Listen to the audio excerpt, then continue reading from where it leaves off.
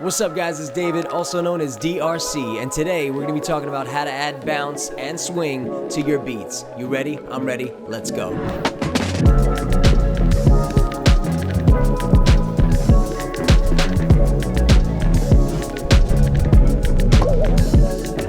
Alright guys, so if you're a producer just starting out, you may be a little uncomfortable with pulling beats off the grid that Ableton Live gives you as quantized notes. So I'm here to give you a couple tips and tricks to help you and ease you into the thought that there is life beyond the grid. YouTube disclaimer, if you're new to this channel and want to learn more about music production and sound design, please be sure to like this video as well as subscribe to my channel. Also hit the bell for notifications on when any and all videos come out. Without further ado, let's get into it. Alright guys, so tip number one, what you're going to do is put an arpeggio in front of your hi-hat sample. You basically make your own track for a hi-hat, then you unsync the rate on the arpeggio. Now what this allows you to do is to slightly nudge it off the grid by a couple milliseconds. That allows you to have the hi-hat either fall behind or move before each quantized section of the grid. Take a hi-hat sample, this is the hi-hat sample. I'm going to throw an arpeggiator on it to make one MIDI note for the length of it. Click the unsync button here on the arpeggiator and it's going to turn it into milliseconds. Next you're going to just turn the knob until you hear the 8th note beat. For my beat it's around 305 milliseconds because the BPM is 98. And you can actually hold down the shift key on your keyboard and drag that knob so that you can get a little more detail in how many milliseconds you want to delay or rush the hi-hat. I'm gonna leave the metronome on.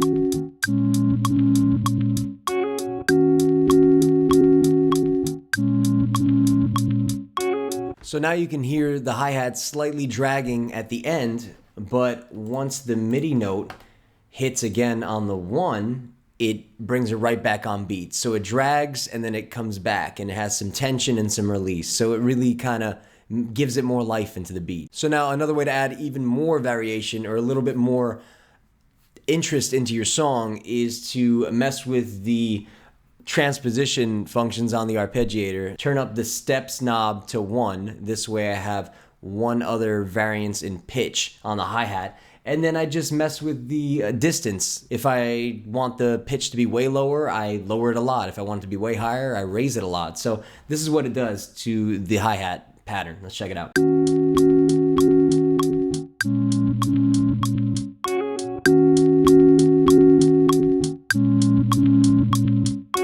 And that's just one MIDI note played for a bar, and you just turn some knobs.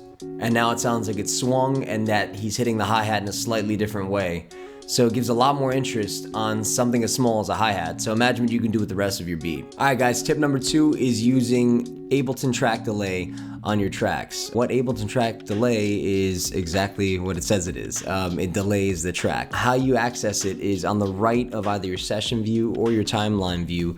You click the deactivated letter D. It's a little circle underneath a whole bunch of other yellow circles that have input, output, returns, and sends. It'll pop up as a box in your session view or timeline view. Click and drag that box to delay the entire track by a couple milliseconds, forwards or back. Which is great because you can use that in both ways. I use it in my hi-hats and my percussions. I drag those further back so that it has like a little bit more of a swung delayed feel. And then I bring it on my claps and snares so that they give it kind of a more rushed feel. So this way you got some pushing and pulling and tension in your songs. Artists like Taki Monster use it too. I actually saw her do that once in one of her video beat breakdowns. It's a really useful and widely used trick. You can use it on anything, honestly. Once I use it on bass, just to kind of give it a little bit more of a delay. And it's non-destructive, which is what I like too. So if you don't like the way it sounds, it's not like you're gonna have to be nudging back and forth on a MIDI window just trying to get the right swing. You can just click and scroll and like delay it some more or delay it a little less. So you can just see what you feel and experiment with it until you find your own vibe.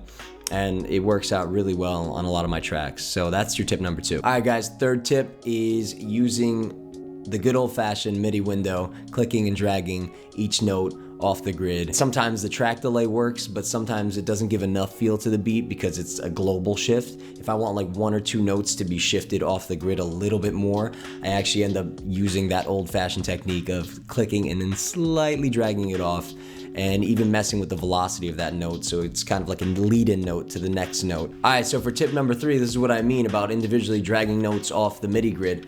If you zoom in here on this bass part, see, these are the lead-in notes. I'm just gonna solo the bass here and turn on the metronome.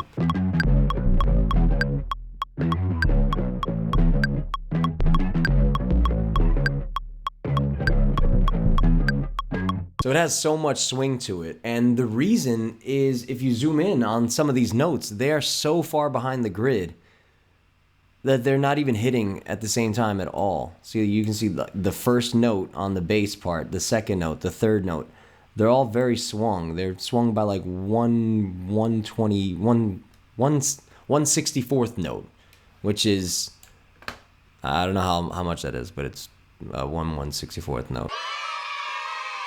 Yeah, so also, it helps with giving space for the kick and the bass to play nice together. Because in mixing, a lot of times people say to cut a part of the 808 out where the kick drum is and blah, blah, blah. Just delay the track a little bit. You won't even hear that clashing of the two bass notes because they won't be hitting at the same time, because the bass will be track delayed, or the kick will be sped up a little bit before the track or a little bit after. So the main transients won't hit together and they won't cancel each other out. So that's another good reason why you should be swinging notes off the grid. It also helps in the mixing process. So that's tip number 3. Alright guys, that's it for today. If you like this video, be sure to hit the thumbs up below. Also, if you have any other tips and tricks on how you add swing and bounce to your tracks, make sure to write it in the comments below. Any questions, I'll answer them right there. Make sure you hit the subscribe button on my channel and check out a video that I'll link for you right here. This is DRC signing out, and as always, keep doing what you love. I'm out.